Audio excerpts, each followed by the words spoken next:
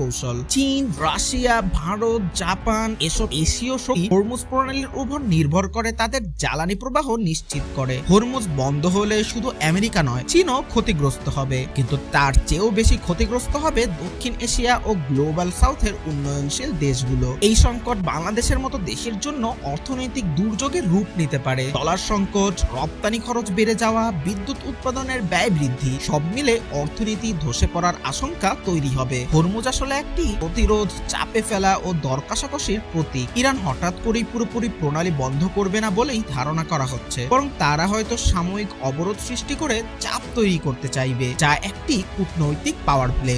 এরই মধ্যে হরমুজ প্রণালী জিপিএস বিভ্রাটে প্রায় 1000 জাহাজ পথ হারিয়েছে। বিশেষজ্ঞরা বলছেন এটার পেছনে ইরান রয়েছে। এটি ইঙ্গিত করে যুদ্ধ এখন আর শুধু বন্দুকের নয়, এটি তথ্যের, এটি প্রযুক্তির, আর এটি কৌশলের। সবশেষে বলা যায় হরমুজ